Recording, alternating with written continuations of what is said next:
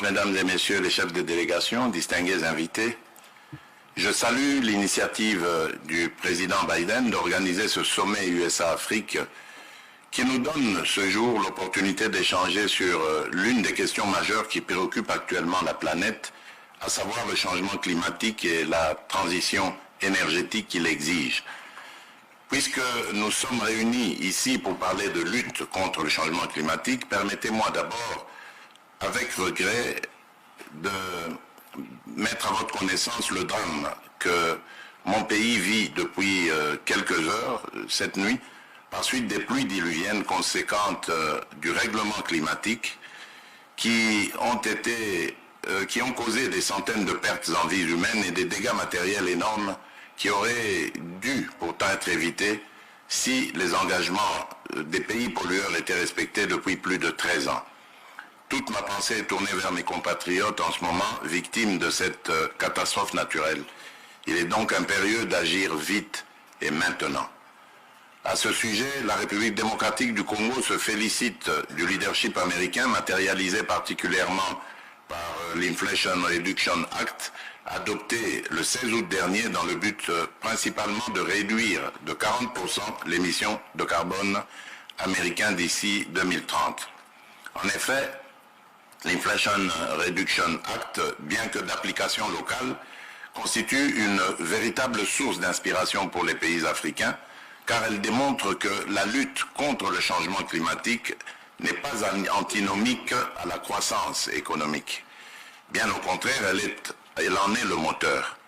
Il est donc possible désormais de s'attaquer au changement climatique au moyen de l'émergence d'une croissance verte, appuyée par des politiques innovantes conformes aux objectifs globaux de développement durable, les ODD. C'est pourquoi mon pays est disposé, grâce à ses minerais stratégiques, à s'associer avec les États-Unis d'Amérique dans un partenariat gagnant-gagnant pour atteindre les objectifs fixés par l'Inflation Reduction Act, dont la transition énergétique, qui ont un impact au niveau mondial. Excellences, Mesdames et Messieurs les chefs d'État et de gouvernement, Excellences, Mesdames et Messieurs les chefs de délégation, distingués invités, la République démocratique du Congo est dotée de l'une des plus importantes biodiversités du monde et participe à la régulation climatique mondiale. Cependant, bien qu'ayant cette vocation naturelle de leadership sur le plan environnemental, mon pays se trouve confronté à des défis majeurs, dont l'insécurité, qui ravage sa partie orientale depuis bientôt 3 décennies. En effet, des groupes armés et terroristes opérant dans la région en proie à l'insécurité, notamment le groupe M23 soutenu par le Rwanda, s'adonnent, outre au massacre des populations et à l'exploitation illicite de nos minerais stratégiques, à des déforestations massives, décimant ainsi les espèces en voie de disparition au sein de nos espaces et parcs protégés, à l'instar du parc national de Maïko dans le bassin du fleuve, le bassin du Congo, de la réserve des Poulous en Ituri, du parc Kaouzi-Biega au sud Kivu et du parc de Virunga au nord Kivu. C'est autant dire que la question de l'insécurité à l'est de mon pays est inséparable de celle de la protection de sa biodiversité. Il est donc urgent et impérieux d'y mettre fin aux activités des groupes armés également. Excellences, Mesdames et Messieurs les chefs d'État et de gouvernement, Excellences, Mesdames et Messieurs les chefs de délégation, distingués invités, j'aimerais ici me faire le porte-voix du continent africain qui est le plus meurtri par les impacts de changement climatique sans en être responsable ni en avoir les moyens d'y faire face.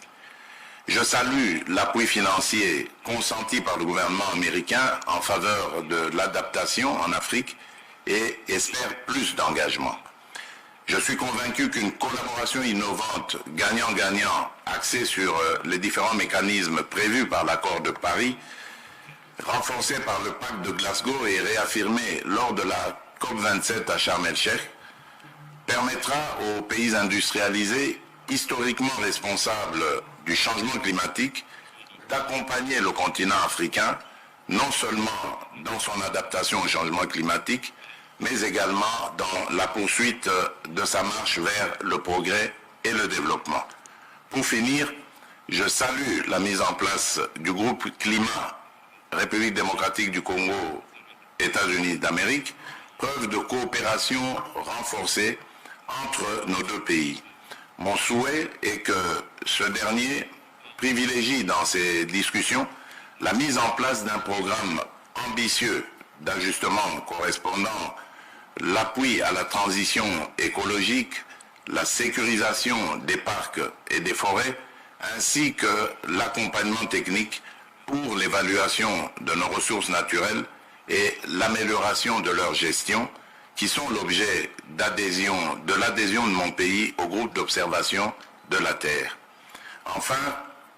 il nous appartient de prendre ici des décisions justes qui contribueront à sauver notre planète et qui affermiront davantage les relations entre nos deux pays ainsi que les relations entre les États-Unis et l'Afrique. Je vous remercie.